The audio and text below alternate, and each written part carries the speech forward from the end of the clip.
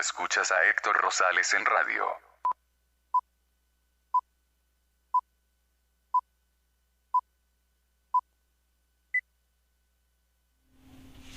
Continuamos con más de estudios bíblicos en esta estación de radio en Héctor Rosales Oficial.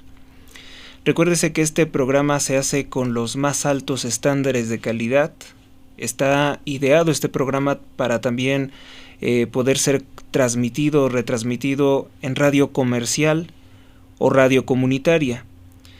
Desde luego, antes de realizar cualquier retransmisión de nuestros contenidos, póngase en contacto conmigo a través de hectorrosalesoficial.blogspot.com.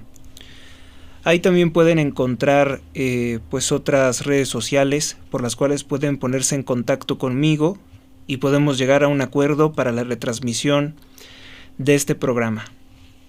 Pues bien, vamos a iniciar el día de hoy con el libro de Miqueas. ¿Qué se sabe sobre el libro de Miqueas? La Sagrada Escritura conoce dos profetas que llevan el nombre de Miqueas o Mica, uno que volvió al reino de Israel en el tercer libro de Reyes, capítulo 22, versículo 8, en tiempos del rey Acab, que vivió entre los años del 813 al 854, y otro que profetizó en el reino de Judá, que viene mencionado en Jeremías capítulo 26, versículo 18, durante el reinado de Joatam, también Acaz y Ezequías. Este segundo nos dejó el presente libro.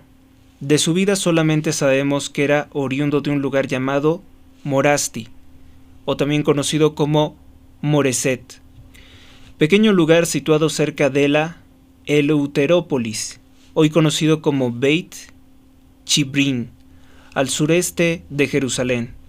La iglesia lo venera como un mártir y celebra su fiesta el 15 de enero. El marco histórico en que se encuadra la actividad de Miqueas es determinado por los tres reyes mencionados en el capítulo 1. En el apogeo de Judá con Joatam, la humillación e invasiones enemigas en el reinado de Acaz y Ezequías, idolatría y vicios provocaron la restauración del culto por este santo rey. El libro se compone de tres discursos, el primero del capítulo 1 al 2, y se dirige contra los reinos de Israel y Judá, a los cuales predice que caerán en ruina, pero también que regresarán del cautiverio y que el reino mesiánico será establecido. El segundo discurso, de los capítulos 3 al 5, trae amenazas contra los príncipes y los jueces, contra los falsos profetas y contra los malos sacerdotes, contra Sión y contra el templo, el cual será destruido en castigo de las maldades, pero al mismo tiempo promete la felicidad futura, la gloria para Jerusalén como centro de todos los pueblos, la restauración del reino de David y el retorno del Mesías que nacerá en Belén. El tercer discurso está entre los capítulos 6 al 1 y contiene exhortaciones al arrepentimiento y anuncia el perdón y muestra el camino a la salvación. Concluye el libro con un himno rebosante de promesas y de esperanzas. Miqueas se distingue por la belleza y la sublimidad de su lenguaje, que es terrible, claro, desnudo, audaz en las conminaciones, en los reclamos. Es elevado y grandioso en las promesas, tierno y patético en sus quejas y lamentos. Tiene mucha semejanza con su contemporáneo Isaías, junto con el cual Miqueas inaugura el siglo de oro de la literatura hebrea. Así lo consideramos.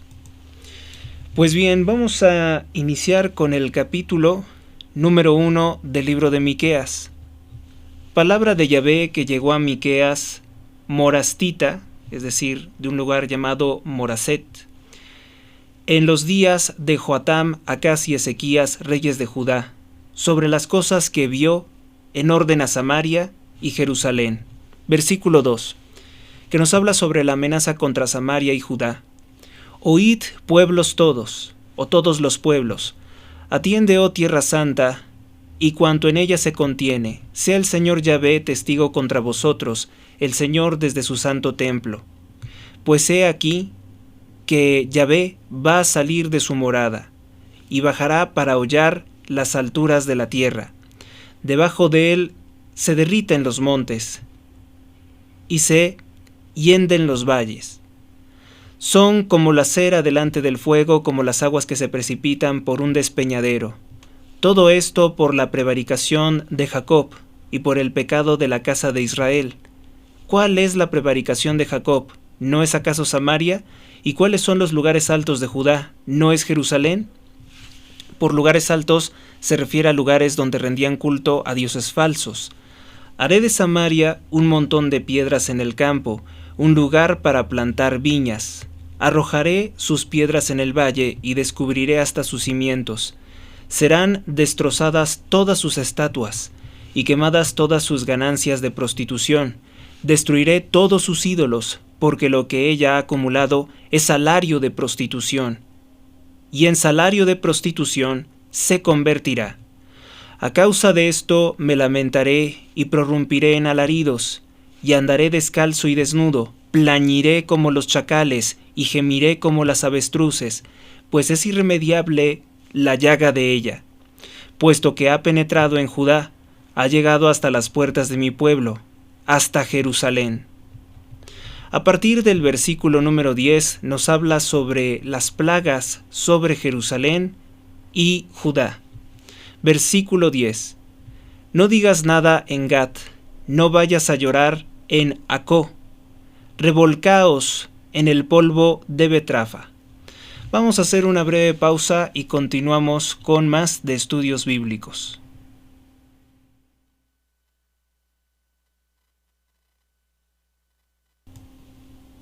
Continuamos con más de estudios bíblicos. Versículo 11. Pasa tú, oh moradora de Zafir, en vergonzosa desnudez. No pueden salir los habitantes de Sanán. El llanto de Bet Aesel os priva del apoyo de ellos. Versículo 12. La habitante de Marot espera salud, porque de Yahvé ha descendido el mal sobre las puertas de Jerusalén. Ata al carro el corcel, oh moradora de Laquis. Origen de pecado fue ella para la casa de Sión, pues en ti se han hallado las prevaricaciones de Israel. Por tanto, habrás de renunciar a Moreset Gat. Las casas de Aksip son para engaño de los reyes de Israel. También a ti enviaré un heredero, oh moradora de Maresá. La gloria de Israel se retirará de Odoyam. Versículo 16. Pélate la cabeza y raete a causa de tus queridos hijos. Ensancha tu calvez como el buitre, porque se ha ido al cautiverio, lejos de ti. Fin del capítulo número 2 del libro de Miqueas. Vamos ahora con algunas explicaciones y comentarios acerca de este capítulo número 1 del libro de Miqueas. Comienza hablándonos de que Miqueas es uno de los privilegiados al cual ha llegado la palabra de Yahvé en los días de Joatam, Acaz y Ezequías, reyes de Judá, sobre las cosas que vio en orden a Samaria y Jerusalén. Ya desde el principio, nos fija un marco histórico. Luego hay una solemne invitación para todos los pueblos. Para todos los pueblos es la salvación. Dice el versículo 2, Oíd pueblos todos, atiende, oh tierra, y cuanto en ella se contiene, sea el Señor Yahvé testigo contra vosotros, el Señor desde su santo templo. Pues he aquí que Yahvé va a salir de su morada, y bajará para hollar las alturas de la tierra. Pisará, aplastará las alturas de la tierra, es decir, aquello que los hombres mundanos, en su ignorancia, en su falsa ciencia y en su falsa sabiduría tienen en más estima, será pisoteado. Debajo de él se derriten los montes y se hienden los valles, como la cera delante del fuego, como las aguas que se precipitan por un despeñadero.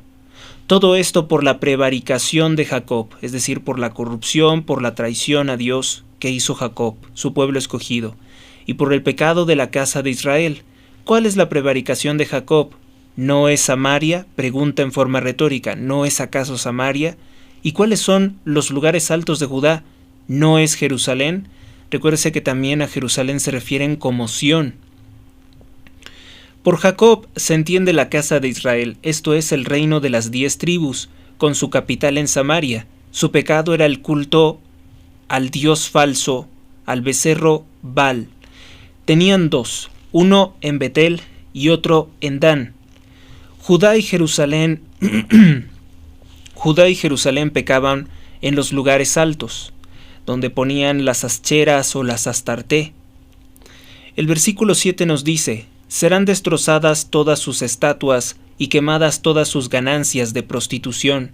Destruiré todos sus ídolos, porque lo que ella ha acumulado es salario de prostitución, y en salario de prostitución se convertirá. Se refiere en un sentido más amplio a todos los donativos y exvotos que se ofrecían a los dioses falsos. En el estilo de los profetas, toda clase de idolatría se llama fornicación o prostitución, porque esa es una grave infidelidad contra Dios.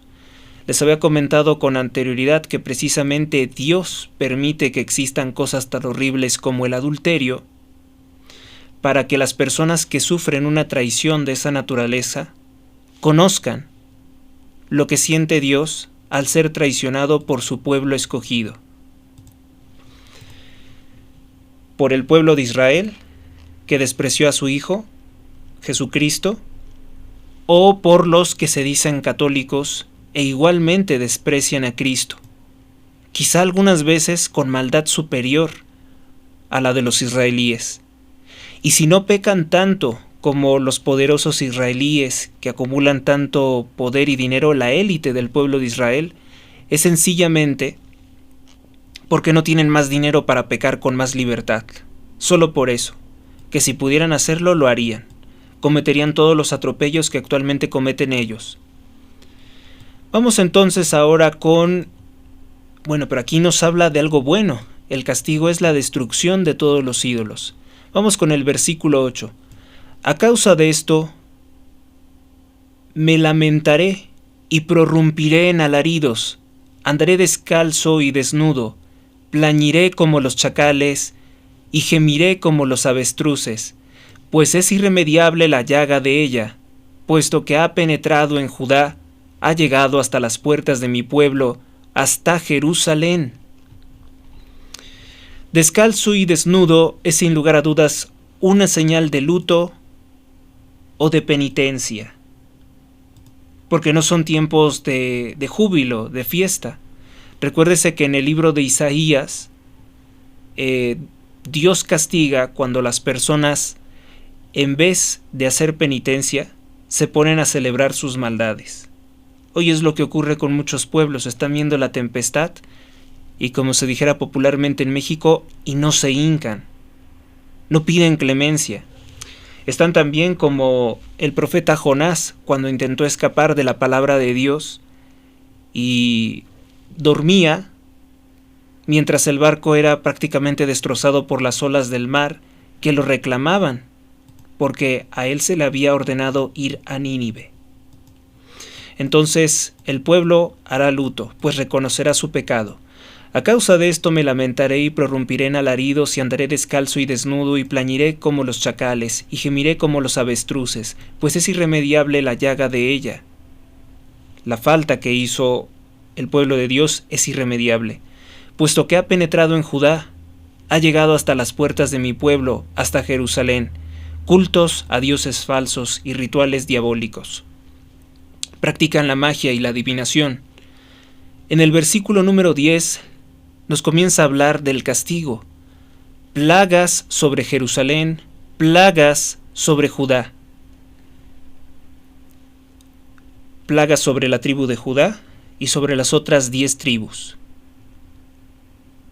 Nos dice lo siguiente: no digas nada en Gat, no vayáis a llorar en Acó, revolcaos en el polvo de Betrafa, pasa tú, oh moradora de Zafir, en vergonzosa desnudez.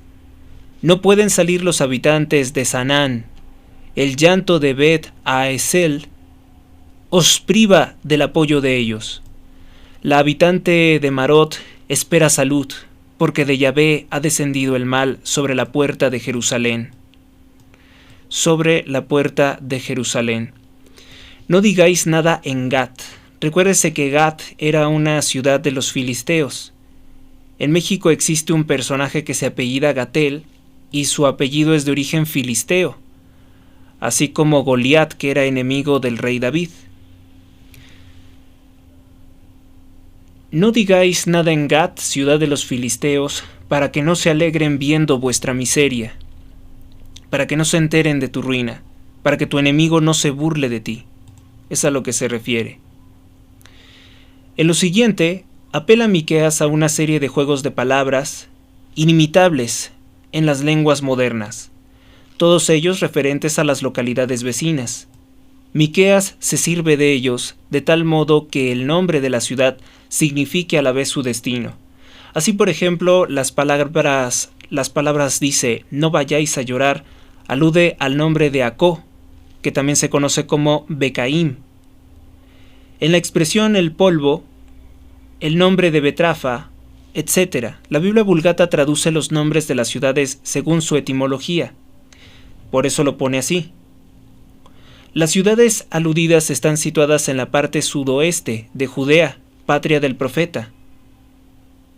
Laquis, mencionado en el versículo 13, es llamada el origen del pecado, en alusión a los carros de guerra del rey Salomón que se mencionan en el tercer libro de Reyes, capítulo 9, versículo 10, y en el capítulo 10, versículo 26, que indujeron a los reyes de Judá a poner su confianza en el armamento sofisticado y no en Dios. Hoy, ¿quiénes son los que ponen su confianza en armamentos sofisticados? Pues todos los que están en el Pentágono, todos los que están en las Big Tech, en las grandes tecnológicas que se unen también a las grandes farmacéuticas. Ellos han depositado su confianza en una esperanza vana, que es todo su poder y armamento tecnológico. Dios, tarde o temprano, les demostrará lo equivocados que están. Después tenemos el versículo número 15 que nos dice, bueno, vamos a contextualizar con anteriores. Dice el versículo número 12, el habitante de Marod espera salud, porque de Yahvé ha descendido el mal sobre la puerta de Jerusalén. Ata al carro el corcel, ata al carro el caballo, oh moradora de Laquis, origen de pecado fue ella para la casa de Sión, pues en ti han hallado las prevaricaciones de Israel. Quiere decir que en Laquis han encontrado cultos que a ellos les parecieron bien para abandonar a Dios. Por tanto, habrás de renunciar a Moreset Gat, una ciudad filistea. Las casas de Aksib son para engaño de los reyes de Israel. También a ti enviaré un heredero, oh moradora de Maresá. La gloria de Israel se retirará a Odoyam. Se retirará a Odoyam. Un heredero. Una expresión irónica, el rey de Asiria, que no es israelita, un pagano, será su rey. Se apoderará de Maresá, o Moreset, como aquí se le menciona. La cueva de Odoyam, donde el rey David se ocultó de la persecución del malvado Saúl en el primer libro de Reyes, capítulo 22, versículo 1, servirá nuevamente de refugio para la gloria de Israel y todos sus príncipes. Después tenemos el versículo número 16, que dice lo siguiente: pélate, que es lo mismo decir rápate, pélate la cabeza y raete a causa de tus queridos hijos, le dice a Jerusalén. Ensancha tu calvez como el buitre, El buitre es un animal feo, porque tiene una especie como de falta de plumas en la cabeza y en el cuello. Es un animal carroñero además, porque se han ido al cautiverio lejos de ti. Le dice esto a Jerusalén. Alude a los ritos de duelo que se acostumbraban entre los pueblos paganos. Esto se menciona en Deuteronomio capítulo 14 versículo 1, en Isaías capítulo 15 versículo 2, en el capítulo 22 versículo 12 también viene mencionado. Vamos a hacer una breve pausa y continuamos después con más de estudios bíblicos.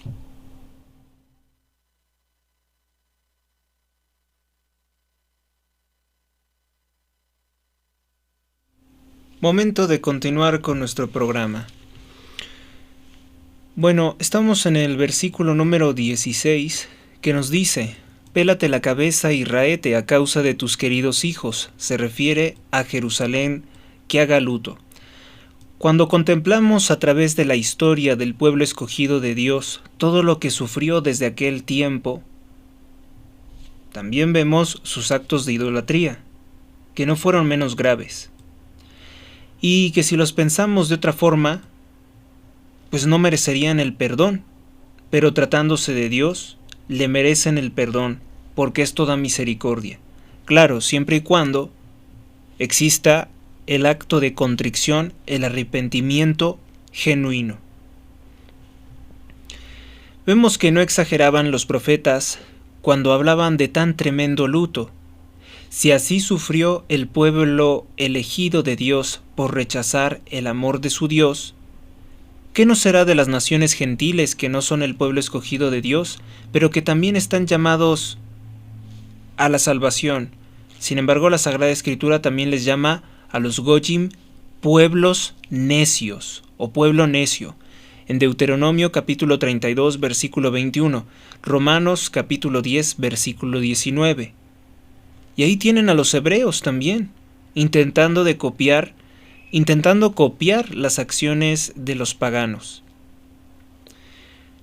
Si ellos, admitidos de limosna a la salvación, es decir, como acto de caridad, en Efesios 2.1, gracias a la defección de Israel, en Romanos capítulo 11, versículo 12 y 15 nos lo explican, nos lo explica San Pablo, rechazan el Nuevo Testamento, como lo hacen en Hebreos 6.4, en Hebreos 10.29, hasta el punto en que Jesús anuncia en Lucas 18.8 lo que lo considera, ¿no? Cómo condena sus pecados.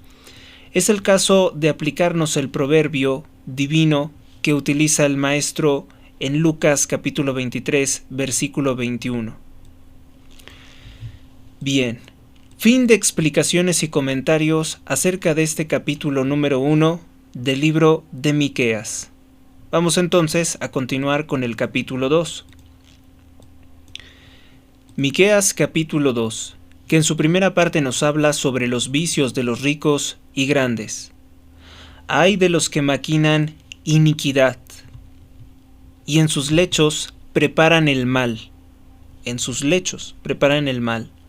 A la luz del día lo ponen por obra, porque tienen el poder en su mano, es decir, porque pueden hacerlo. Codician campos y los roban, también casas, y se apoderan de ellas. Oprimen al dueño y su casa, al propietario y su heredad. Por eso dice Yahvé: he aquí que tengo preparado contra esta raza un mal, del cual no podréis librar vuestras cervices, y no andaréis ya erguidos, porque será tiempo calamitoso. En aquel día se dirá sobre vosotros un proverbio, y se entonará una lamentación. Dirán: somos completamente asolados. Dios entrega a otros la herencia de mi pueblo, como me la quitan a mí, y reparte nuestros campos a los infieles. Por eso ya no tendrás quien echando la cuerda reparta posesiones en la congregación de Yahvé. Ya no profeticéis, así dicen ellos. Los malvados dicen que no quieren escuchar el mensaje de Dios. Pero si no se les profetiza, no se apartarán no se apartará de ellos el oprobio. Dice la casa de Jacob: ¿se ha disminuido acaso el espíritu de Yahvé? ¿Son estas sus obras? ¿Acaso mis palabras no son buenas para los que andan por el recto camino? Hace tiempo que el pueblo mío se ha levantado contra mí como enemigo. Después de la ropa, robáis el manto. Hacéis la guerra a los que van pasando confiados. Dice que después de que roban la ropa, o sea, lo último que se robaría sería la ropa, hasta dejar a la víctima desnuda. A las mujeres de mi pueblo las arrojáis de sus queridas casas, y a sus pequeñuelos les quitáis mi lor para siempre. Levantaos y marchad. Nótese aquí que habla del ataque contra los niños también, dice, y a sus pequeñuelos les quitáis mi lor para siempre. Es decir, el honor o la veneración a Dios. ¿Nos habla entonces de un proceso de ateización aquí acaso? Versículo 10. Levantaos y marchad, pues no es este el lugar de vuestro descanso, porque es inmundo. Será devastado con terrible tormento. Si uno anda tras el viento y tras la mentira diciendo: yo te profetizo vino y bebida embriagante, este es el profeta de este pueblo. Quiere decir que pues hay malos profetas que le dicen al pueblo que lo que están haciendo está bien. Y no te preocupes porque tú te vas a salvar, porque Dios es infinita misericordia y hagas lo que hagas, está bien. Para ellos se anuncia un terrible castigo. A partir del versículo número 12 nos habla sobre la promesa de la restauración. Yo te juntaré todo entero, oh Jacob, recogeré los restos de Israel, los pondré juntos como ovejas en un aprisco, cual hato en medio del pastizal, y habrá un ruido grande por la multitud de gente. Va delante de ellos aquel que les abre el camino. Irrumpen y fuerzan la puerta y salen por ella, y delante de ellos marcha su rey, y Yahvé a su frente. Fin del capítulo número 2 del libro de Miqueas. Vamos rápidamente con algunas explicaciones y comentarios sobre este capítulo número 2. Nos comienza hablando sobre los vicios de los ricos y grandes en el pueblo escogido de Dios. Ay de los que maquinan iniquidad y en sus lechos preparan el mal. Desde que están durmiendo, lo están soñando ya, preparar el mal. Son amenazas contra los poderosos y ricos, contra los gobernantes, con los que tienen posiciones de poder o influencia sobre el pueblo, que por medio de las injusticias apoderan de los campos y de las casas de otros. Veas el ejemplo de Nabot en el tercer libro de Reyes, capítulo 21. La suerte cambiará precisamente a aquellos que se han hecho ricos a costa de los pobres. Se verán más castigados en los desastres que pronto van a sucederse en cadena. El sermón de Miqueas conserva, como vemos, su actualidad en todos los tiempos. Y es que hay mucha gente que tiene poder y desea desposeer de la casa o del techo a personas vulnerables. Quieren cambiar de manera unilateral los compromisos o los tratos que se hicieron en un momento, aunque hayan sido beneficiosos para ambos. Y es esto lo que castiga a Dios: los que desde su lecho maquinan hacer el mal a aquellos que no tienen forma de defenderse o que se cree que no tienen quien los defienda. En el versículo número 4 dice: en aquel día se dirá sobre vosotros un proverbio y se entonará una lamentación. Dirán: somos completamente asolados, Dios entrega a otros la herencia de mi pueblo. ¿Cómo me la quitan a mí y reparten nuestros campos a los infieles? Bueno, esos infieles no son menos infieles que lo que es este pueblo de dura cerviz. Es la elegía que se entonará por parte de los ricos israelíes cuando los enemigos los despojen de sus queridos bienes. El pueblo escogido se pregunta cómo es que Dios le quita su parte, y les contesta trágicamente para repartirla a los infieles. En el versículo número 5 dice: por eso ya no tendrás quien echando la cuerda reparta posesiones en la congregación de Yahvé. Con anterioridad nos había hablado de que un ángel medía, ¿no?, los bienes para el pueblo escogido. con una cuerda. Dice que ya no habrá quien les mida. El versículo se refiere al reparto por sorteo de tierra entre las familias de cada tribu. Ya no habrá eso. Ezequiel capítulo 48 versículo 29, Oseas 5 versículo 10. Después nos dice el versículo número 6. No profeticéis, así dicen ellos, pero si no se les profetiza, no se apartará de ellos el oprobio. Ellos no quieren escuchar la palabra de Dios, pero si no dejan al profeta que les anuncie la palabra de Dios, entonces caerán en desgracia. Texto muy diferente según las versiones. Aquí parece hablar algunos sobre la inutilidad de la predicación porque no será escuchada, pero en Ezequiel nos dice que aunque no nos escuchen, tenemos que predicar la palabra de Dios. Tenemos que hacerles escuchar la palabra de Dios. Según otros, porque la predicación no alejaba el oprobio. Según la Biblia de los 70, será inútil llorar en la asamblea porque Dios no suspenderá el castigo, dice sobre el pueblo de Israel. Luego nos habla de la casa de Jacob.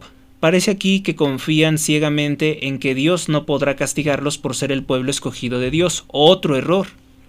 Oh tú que te llamas casa de Israel, ¿acaso el Señor no tiene paciencia? Otros traducen: ¿la casa de Israel no dice que se ha acordado de la magnanimidad de Yahvé? Según la Biblia de los 70, parece que habla Dios por el profeta y dice: la casa de Jacob ha provocado al Espíritu del Señor, al Espíritu Santo. ¿No son estas sus costumbres acaso? Es muy difícil saber cuándo habla uno y cuándo habla el otro. En todo caso, es un reproche a aquellos que no quieren escuchar la palabra de Dios. En el versículo número 8 nos dice: hace tiempo que el pueblo mío se levantó contra mí, como enemigo. Después de la ropa, robáis el manto. Le quitan el manto a los necesitados. Hacéis la guerra a los que van pasando confiados, como si fueran asaltantes. Es decir, actúan con traición. Miqueas sigue hablando en el nombre de Dios y vuelve de nuevo contra los dirigentes que cometen violencias y crueldades por sus posiciones de poder, asalto a los pacíficos viajeros, a los extranjeros, opresión a las viudas, el despojo de los bienes de los huérfanos. En el caso de México, esto lo ha estado ejecutando el gobierno federal, que dice que quiere quedarse con el dinero que no se utiliza en las cuentas de banco, después de 6 años, cuando ese dinero se había estado utilizando para la beneficencia pública. Y que no contentos con expoliar el manto de sus víctimas, les toman hasta la túnica que llevan debajo, los dejan desnudos. Es notable la condena por parte de Dios, que en esto se toma como ejemplo también un anuncio profético de nuestro Señor Jesucristo, que en la crucifixión le roban sus ropas y se las reparten por suertes. Mateo capítulo 5, versículo 40, Lucas capítulo 6, versículo 29. Para enseñarnos a sufrir las injusticias de cómo se nos apartan o se nos desposee nuestros bienes. Con ello vemos bien el plan de Dios. El profeta increpa duramente a los victimarios y les anuncia los más tremendos castigos. Jesús se dirige a las víctimas y precisamente porque Dios se reserva tomar contra ellas esa venganza. Les dice que lejos de defenderse y menos aún de atacar, ofrezcan al injusto más de lo que toma, porque de esa forma Dios aumentará su castigo. Por eso es cuando dice que si te quita tal cosa, dale tú también tu manto, porque de esa forma harás que Dios le destruya completamente. Aquí está, como vemos, para elevar su falta, ¿sí? Para elevar el cargo de su falta. Aquí vemos una profunda verdad, incluso sociológica cristiana. El sermón de la montaña no es para que triunfen los malos, sino para que Dios haga triunfar a las víctimas por el daño que se les ha hecho, por el gran agravio que se les ha hecho. Ese es el significado de las expresiones del sermón de la montaña que muchos, y yo en el pasado también, malinterpreté. He pedido perdón por eso. Vamos a una breve pausa y continuamos después con más de estudios bíblicos.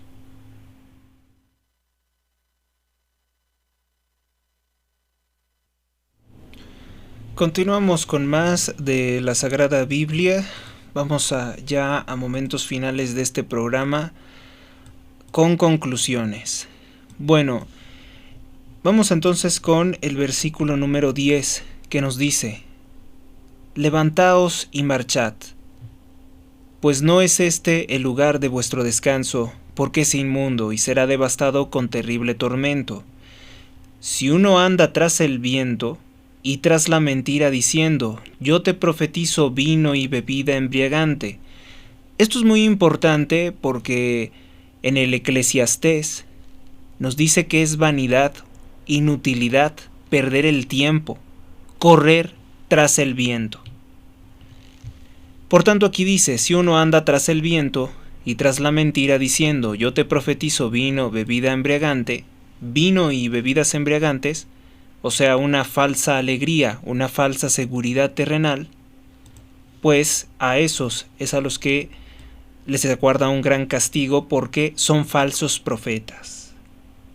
Hay dos tipos de falsos profetas. Existe el falso profeta que te dice que todo va a estar bien, lo cual no es verdad, la mayoría de los casos, y el falso profeta que te dice, mañana mismo se acaba el mundo y por tanto vas a vender todo lo que tienes y me vas a dar el dinero y cosas de ese tipo, ¿no? La mayoría de las sectas apocalípticas ponen fechas en que se va a acabar el mundo. Es por ejemplo el caso de la secta falsa, de la secta impía aliada a la masonería, conocida como Testigos de Jehová, que han dicho una infinidad de ocasiones desde 1914 que el mundo se va a acabar, y pues el mundo no se acaba.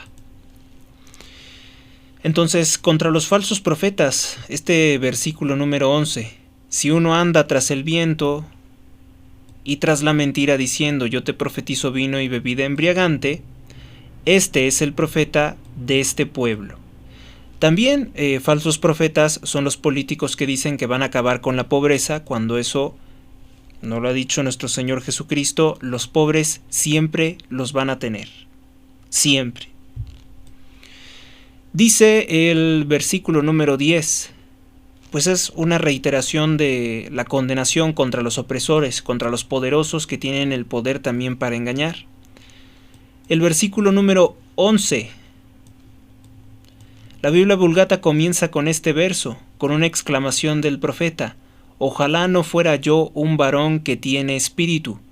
El profeta desearía no serlo, para no estar obligado a anunciar terribles castigos. Las palabras se dirigen contra un pueblo en general y especialmente contra los falsos profetas que no poseen el Espíritu de Dios. La característica de los falsos profetas era anunciar cosas agradables en aquel entonces. Ahora pueden ser cosas terribles para que la gente tome acciones equivocadas, y otros que dicen cosas agradables. Por eso eran creídos y aplaudidos, como dice Jesús en Lucas capítulo 6 versículo 26. Después tenemos el versículo 12 y 13, que estos son los últimos que vamos a analizar. Yo te juntaré todo entero, oh Jacob, recogeré los restos de Israel, es decir, los hebreos que se mantuvieron fieles a Dios. Los pondré juntos como ovejas en un aprisco, cual hato en medio del pastizal, y habrá un ruido grande por la multitud de gente, porque no serán pocos, serán muchos.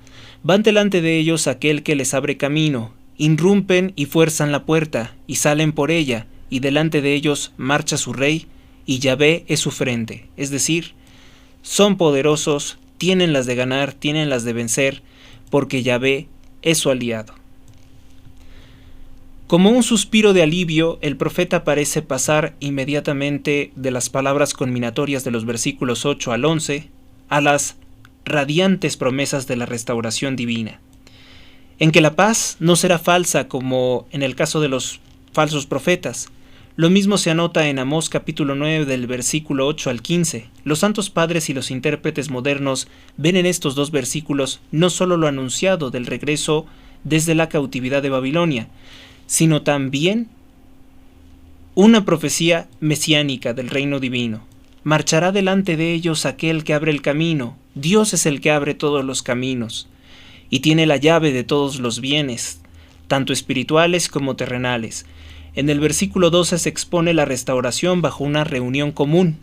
Veas el versículo 13, se describe el agente y el modo de cómo se lleva a cabo, y ambas ideas, el qué, el cómo, aparecen proyectadas cual silueta luminosa que recorta sobre las tinieblas de Egipto como la columna de fuego a través del negro desierto de la noche, y a través de un cielo con sol potente como una nube que les protege de los rayos del sol. ¿Lo recuerdan? El cielo claro y abierto entre las montañas densas de agua en el paso del Mar Rojo. También viene señalado esto en Éxodo capítulo 13, versículo 21. Conclusiones. Pues bueno, en estos primeros 2 capítulos del libro de Miqueas podemos ver condenaciones muy fuertes contra la infidelidad del pueblo escogido de Dios. También anuncia que el castigo de los poderosos que no profetizaron o que no utilizaron su poder para cumplir con los mandatos de Dios recibirán un castigo terrible. Es un libro del cual vamos a tomar obviamente muchas citas y que posteriormente haré publicaciones para explicar los acontecimientos diarios conforme son vistos por Dios. Pues bien, es así como llegamos al final de una emisión más de Estudios Bíblicos. Les recuerdo, si quieren transmitir o retransmitir este programa, pueden hacerlo, pero primero pónganse en contacto conmigo a través de hectorrosales.blogspot.mx. Gracias por su atención. Hasta la próxima. Dios los bendiga a todos.